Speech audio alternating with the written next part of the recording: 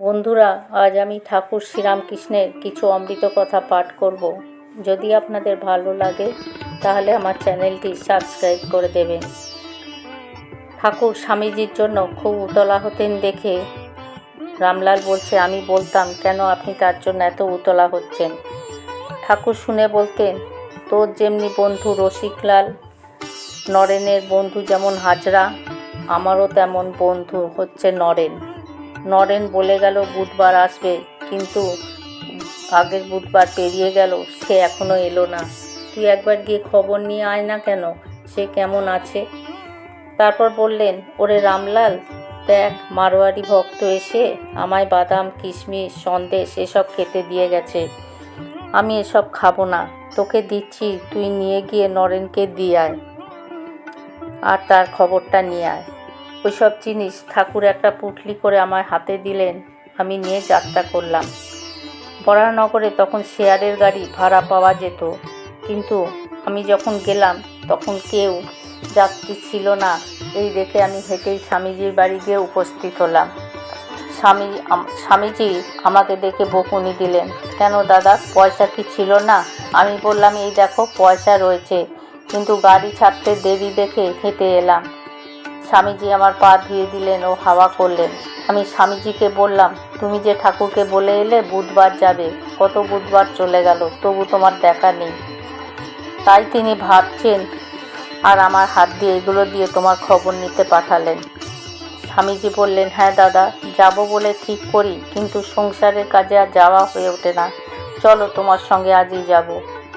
স্বামীজি বেশ বাবু সেজে টেরি কেটে ফিটফাট হয়ে আমার সঙ্গে মন্দিরে এলেন। স্বামীজি ঠাকুরকে ভূমিষ্ঠ হয়ে প্রণাম করলেন।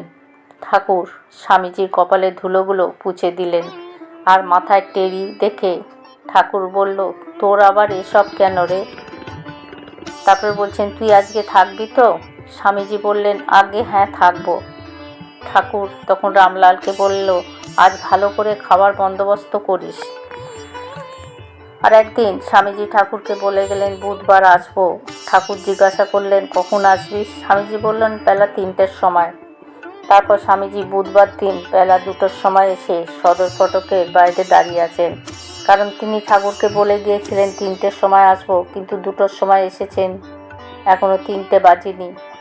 যদি 2টোর সময় ঠাকুরের কাছে যান তা মিথ্যা কথা হয়ে যাবে। ঠাকুর ঘরে ভক্তদের সাথে কথা কইছিলেন, এমন সময় তাদের বসতে বলে চটি পায়ে হনন করে সদর ফটকের দিকে গেলেন। তিনি গিয়ে দেখেন স্বামীজি দাঁড়িয়ে রয়েছেন। ঠাকুর স্বামীজিকে বললেন, কী রে নরেন, কখন এলি আর এমন করে বাইরে দাঁড়িয়ে আছিস কেন? কি হয়েছে?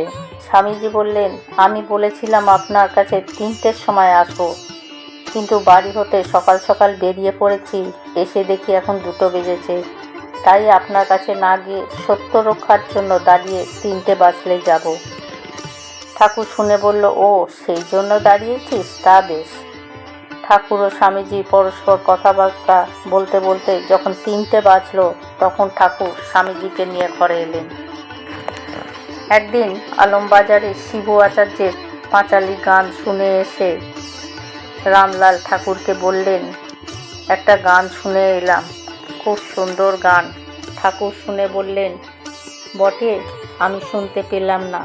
তারপর একদিন শিবু আচার্যকে মায়ের মন্দিরে এলো মাকে দর্শন করতে। রামলাল বলছে, আমি তাকে বললাম, চলুন না, ওই ঘরে পরমহংস মশাই আছেন দেখতে। তিনি বললেন, হ্যাঁ, তার নাম শুনেছি বটে, চলুন। তিনি ঠাকুরের সাথে ঠাকুরের ঘরে এলেন এবং ঠাকুর তাকে বললেন, তোমার গান রামলাল শুনে এসে আমায় বলল, আহা, কি গান, একেবারে ওই গানটা শোনাও না। তিনি গাইলেন।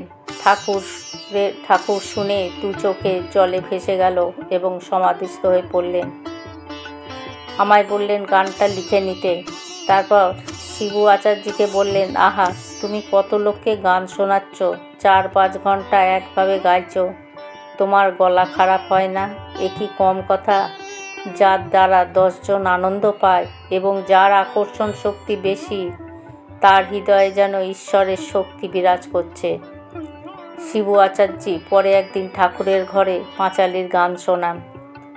তিনি ঠাকুরকে বলেন, মহাশয়, একবার আমাদের শ্বশুরবাড়ি ওপারে ভদ্রকালীতে যদি দয়া করে পায়ের ধুলা দেন তো বড় ভালো হয়। ঠাকুর বললেন, বেশ তো, যাবক্ষণ।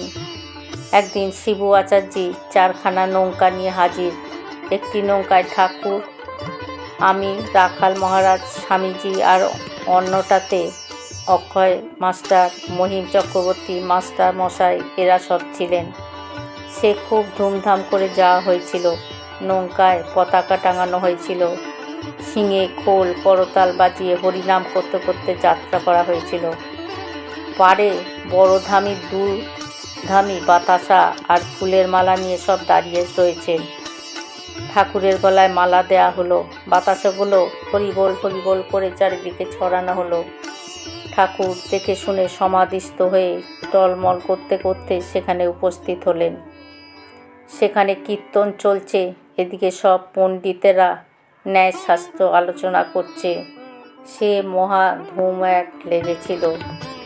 বন্ধুরা, আজ আমি পাঠ এখানেই শেষ করছি। জয় ঠাকুর, জয় মা।